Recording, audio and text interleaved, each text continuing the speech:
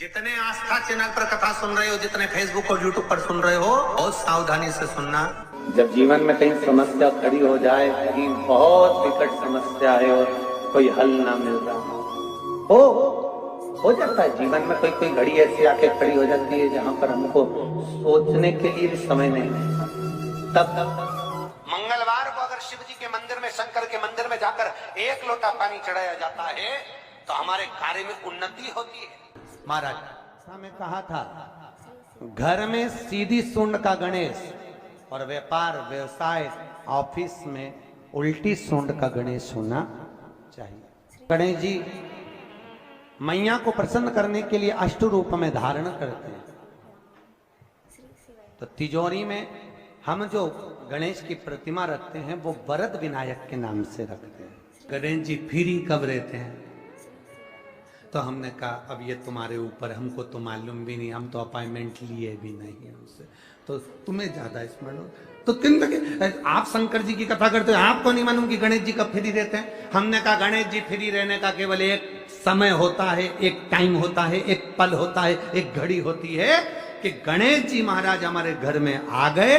गणेश जी की सबसे पहली जो आरती हो, उस आरती के समय पर अगर धूप बत्ती जलाई जाए या गोबरी को जलाकर उसमें गूगल छोड़ी जाए और गूगल छोड़ने के बाद गणेश जी का नाम ध्रुम वर्ण कह दिया जाए तो गणेश जी को तुम्हारे घर की पूजा स्वीकार करना पड़ती है। बस वो समय हम तो बस उतना जानते हैं कि शिव महापुराण में लिखा और मुद्गल पुराण में लिखा, गणेश पुराण में लिखा, गणेश जी का एक नाम होता है ध्रुम वर्ण।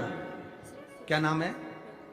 ध्रुम वर्ण गणेश जी का एक नाम होता है। जब हम धूप जलाकर और धूप लगाने के बाद में गणेश जी की सबसे पहली आरती करने के पहले अगर हम सबसे पहली आरती गणेश जी की कर रहे हो, अपने घर में स्थापना कर रहे हो, बिठा रहे हो और तुम चाहते हो कि गणेश जी मेरे घर में आके मेरी पूजा को स्वीकार करें और जो मांगू मेरा गणेश मुझे दे 10 दिन के अंदर, तो पहला नाम लेकर पुकार लेना ध्रुम वर्ण विनायक, बैठो, बस काम हो गया। वो फ्री होकर आता। 33 करोड़ देवी देवता में सबसे सुंदर जोड़ी थी शंकर और पार्वती की। सही है कि गलत है? कभी नहीं झगड़ते थे। इसलिए पृथ्वी पर ना तो लक्ष्मी जी के व्रत हैं, ना ब्रह्माणी के व्रत, ना इंद्राणी के व्रत। अगर पूरी पृथ्वी पर सबसे ज्यादा व्रत किसके हैं? माता पार्वती। तीज का व्रत किसका? पार्वती का। चतुर्थी का व्रत किसका? पार्वती का। चौथ का व्रत किसका? पार्वती का। छठ का व्रत किसका? पार्वती का। जितने व्रत है सब माता पार्वती। गणेश जी मैया को प्रसन्न करने के लिए अष्ट रूप में धारण करते हैं। 8 रूप भगवान गणेश जी ने धारण किए। एक मयूरेश्वर गणेश, दूसरा सिद्धि विनायक, तीसरा बल्लालेश्वर, फिर वरद विनायक, फिर चिंतामणि, फिर गिरजात्मज, फिर भगवान गणेश विघ्नेश्वर अष्ट विनायक, फिर महागणपति। ऐसे गणेश जी के अष्ट नाम हुए। उस समय तिजोरी के अंदर जो गणेश की प्रतिमा रखी जाती है किस नाम से रखी जाती है? तो तिजोरी में हम जो गणेश की प्रतिमा रखते हैं वो वरद विनायक के नाम से रखते हैं। कौन सा गणेश? वरद विनायक के नाम से तिजोरी में गणेश रखते हैं। और वरद विनायक के नाम से गणेश जी तिजोरी में रखाते हैं। आपको कथा में कहा था, घर में सीधी सूंड का गणेश और व्यापार व्यवसाय ऑफिस में उल्टी सूंड का गणेश होना चाहिए। वरद विनायक को तिजोरी में। जब मकान का गृह प्रवेश होता है तो गणेश जी की पूजन जो दरवाजे पर करी जाती है उसे सिद्धि विनायक गणेश कहते हैं। कौन सा गणेश? सिद्धि विनायक। जब हम घर में शुभ कार्य हो, बंदर बाल लगाएं, कोई दरवाजे पर शुभ लाभ लगाएं या स्वस्तिक बनाएं या माताएं दरवाजे पर रंगोली डाले तो उसी समय पर सिद्धि विनायक के नाम से रंगोली डालना चाहिए। तो घर में लक्ष्मी बढ़ती है, सिद्धता बढ़ती है। याद रखिए, कभी भी गणेश जी को, मिट्टी के गणेश जी लाते हो भादो महीने में, तो विसर्जन करो, तो विसर्जन के समय पर 2 बिंदी, एक कंकु की एक हल्दी की, दीवार पर जरूर लगा देना चाहिए। क्यों? क्योंकि गणेश जी हमारे यहाँ आते हैं तो रिद्धि सिद्धि के साथ आते हैं, पर जब गणेश जी जाते हैं अगर हम बिंदी नहीं लगाते हैं तो गणेश जी अपनी रिद्धि सिद्धि को साथ में लेकर चले जाते हैं। पति के साथ पत्नी वापिस चली जाती है। जब हम बिंदी लगाते हैं तो उसका मतलब होता है कि हमारे घर की बहू हमारे घर में रहे, बेटा भले भ्रमण के लिए जाए। तो गणेश जी जाते हैं, रिद्धि सिद्धि घर में रह जाती है। इसलिए रिद्धि सिद्धि को घर में रखने के लिए 2 बिंदी लगाना चाहिए, एक कुंकू की एक हल्दी, रिद्धि सिद्धि। गणेश जी की प्रियता है दुर्वा। क्या प्रियता है? दुर्वा। कितनी दुर्वा गणेश जी को समर्पित करी जाती है? मात्र 5। कितनी? आज के जमाने में लोग गट्ठा बनाकर चढ़ा दें, वो अपनी जगह पर 5 दुर्वा पंचम इंद्रियों को वश में करने के लिए और भगवान के 5 जो स्वरूप हैं उनको अपने भीतर उतारने के लिए 5 दुर्वा। और दुर्वा में भी 3 गांठ। जब दुर्वा समर्पित करी जाती है तो उसमें नीचे दुर्वा की डंडी पर गांठ रहती है, 3 छोटी छोटी गांठें होना चाहिए। चतुर्थी का जो व्रत करने वाली होती हैं, जो चतुर्थी का पूजन करने वाली होती हैं, उनके भीतर का एक भाव होता है कि जैसे ही शाम का समय आए चंद्रदेव का पूजन करें, चंद्र जब प्रकट हो जाए, कलश भर लिया, उसके नीचे आखा दाना रख दिया, चावल गेहूं जो भी आप रखते हो पूजन के लिए, ऊपर पात्र आदि रख दिया, जलाशय, फिर अपन ने घी का दिया लगाकर पूजन भी कर ली। तो जो चतुर्थी का पूजन करने वाली होती है, जो चतुर्थी का नियम व्रत धारण करने वाली होती हैं, बड़ी बड़ी चतुर्थियां करती हैं या उसका नियम धारण करती हैं, तो चतुर्थी का जो पूजन करती है वो किस चीज के लिए होता है? केवल संतान, पुत्र, परिवार, हमारा कुटुंब, हम जिस कुल में हैं, हमारा कुल वैभव की ओर बढ़े, संपदा की ओर बढ़े और उसकी आयु बढ़े, उसकी आयु बढ़े, वैभव बढ़े। बहुत ध्यान दीजिएगा महाराज, चतुर्थी की पूजन में जो आप आखा दाना रखते हो, गेहूं वगैरह कुछ भी जो भी रखते हो, उसकी बड़ी महत्वता होती है महाराज। यहां तक कहा गया है, चतुर्थी की कथा तो आप लोग पढ़ते होंगे, जो लोग पढ़ते हैं उनको मालूम होगा, चतुर्थी की कथा में लिखा है,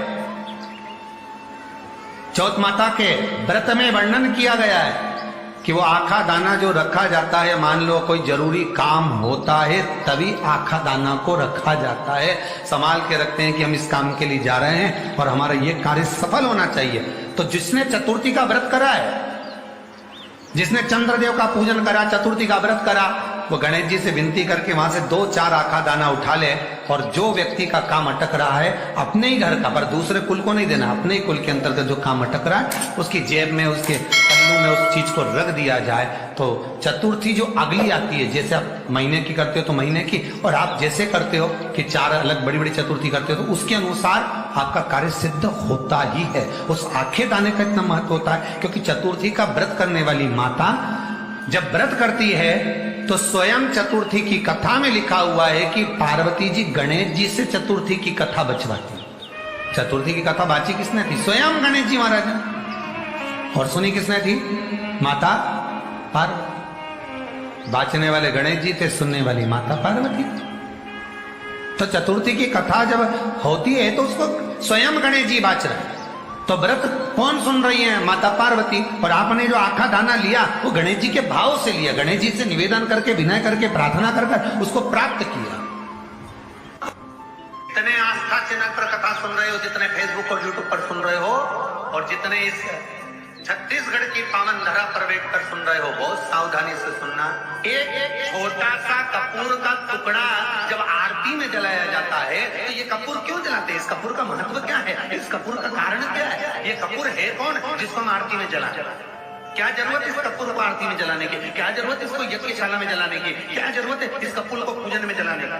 स्वयं गुरु बाबा कहते हैं, यदि कोई आरती में, पूजन में, घर में एक कपूर का टुकड़ा आरती के बाद में जब समर्पित करेगा तो उसको अश्वमेध यज्ञ का पुण्य प्राप्त हो जाएगा। अश्वमेध यज्ञ के पुण्य को पाने के लिए कपूर का टुकड़ा आज भी आरती में जलाया जाए। एक कपूर का टुकड़ा सुख का, इसीलिए हमारे यहाँ शास्त्र कहता है महाराज, जब आपको घर में अगर ऐसा लगने लगे कि 15 दिन से बहुत बेचैनी है, बहुत दुख तकलीफ लग रही है, कोई ना कोई बीमार पड़ रहा है, कुछ ना कुछ तकलीफें लग रही है, तो एक पीपल का पत्ता ले लो, उसके ऊपर एक कपूर का टुकड़ा ले लो, सारे घर में घुमाकर उसको दरवाजे के बीच मध्य में जलाकर रख दीजिए। थोड़ी सी जला 20 से 25 मिनट के अंदर मकान में एनर्जी वापस आ जाए, उस भवन में एनर्जी वापस आ जाए। 20 से 25 मिनट के अंदर एनर्जी वापस लग रहा है कि यहाँ नेगेटिव है तो उसको पॉजिटिव बनाया जा सकता है। रात को 12 बजे शंकर जी के मंदिर में शिवलिंग पर चढ़ी हुई बेलपत्री को उठाकर शंकर मंदिर का शिखर देखकर चबा चबा कर खा लीजिए। आपके पांव के घुटने बदलने की जरूरत नहीं पड़ेगी, ऑपरेशन की जरूरत नहीं पड़ेगी। चतुर्थी का जो व्रत करने वाली होती हैं, जो चतुर्थी का पूजन करने वाली होती हैं, उनके भीतर का एक भाव होता है कि जैसे ही शाम का समय आए चंद्रदेव का पूजन करें, चंद्र जब प्रकट हो जाए, कलश भर लिया, उसके नीचे आखा दाना रख दिया, चावल गेहूं जो भी आप रखते हो पूजन के लिए, ऊपर पात्र आदि रख दिया, जलाशय, फिर अपन ने घी का दिया लगाकर पूजन भी कर ली। तो जो चतुर्थी का पूजन करने वाली होती है, जो चतुर्थी का नियम व्रत धारण करने वाली होती है, बड़ी बड़ी चतुर्थियां करती हैं या उसका नियम धारण करती हैं, तो चतुर्थी का जो पूजन करती है वो किस चीज के लिए होता है? केवल संतान, पुत्र, परिवार, हमारा कुटुंब, हम जिस कुल में हैं, हमारा कुल वैभव की ओर बढ़े, संपदा की ओर बढ़े और उसकी आयु बढ़े, उसकी आयु बढ़े, वैभव बढ़े। बहुत ध्यान दीजिएगा महाराज, चतुर्थी की पूजन में जो आप आखा दाना रखते हो, गेहूं वगैरह कुछ भी जो भी रखते हो, उसकी बड़ी महत्वता होती है महाराज। यहां तक कहा गया है, चतुर्थी की कथा तो आप लोग पढ़ते होंगे, जो लोग पढ़ते हैं उनको मालूम होगा, चतुर्थी की कथा में लिखा है, चौथ माता के व्रत में वर्णन किया गया है कि वो आखा दाना जो रखा जाता है, मान लो कोई जरूरी काम होता है तभी आखा दाना को रखा जाता है, संभाल के रखते हैं कि हम इस काम के लिए जा रहे हैं और हमारा ये कार्य सफल होना चाहिए।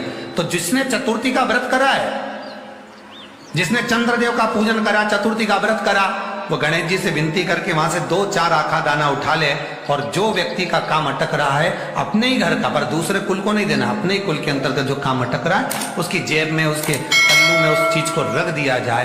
तो चतुर्थी जो अगली आती है, जैसे आप महीने की करते हो तो महीने की, और आप जैसे करते हो कि 4 अलग बड़ी बड़ी चतुर्थी करते हो तो उसके अनुसार आपका कार्य सिद्ध होता ही है। उस आखे दाने का इतना महत्व होता है क्योंकि चतुर्थी का व्रत करने वाली माता जब व्रत करती है तो स्वयं चतुर्थी की कथा में लिखा हुआ है कि पार्वती जी गणेश जी से चतुर्थी की कथा बचवाती। चतुर्थी की कथा बाची किसने थी? स्वयं गणेश जी महाराज ने। और सुनी किसने थी? माता पार्वती। बाचने वाले गणेश जी थे, सुनने वाली माता पार्वती थी। तो चतुर्थी की कथा जब होती है तो उसको स्वयं गणेश जी बाच रहे हैं। तो व्रत कौन सुन रही है? माता पार्वती। और आपने जो आखा दाना लिया वो गणेश जी के भाव से लिया, गणेश जी से निवेदन करके, विनय करके, प्रार्थना कर उसको प्राप्त किया। जितने आस्था चैनल पर कथा सुन रहे हो, जितने फेसबुक और यूट्यूब पर सुन रहे हो, और जितने इस छत्तीसगढ़ की पावन धरा पर बैठकर सुन रहे हो, बहुत सावधानी से सुनना। एक छोटा सा कपूर का टुकड़ा जब आरती में जलाया जाता है तो ये कपूर क्यों जलाते हैं? इस कपूर का महत्व क्या है? इस कपूर का कारण क्या है? ये कपूर है कौन जिसको हम आरती में जला? क्या जरूरत इस कपूर को आरती में जलाने की? क्या जरूरत इसको यज्ञशाला में जलाने की? क्या जरूरत है इस कपूर को पूजन में जलाने की?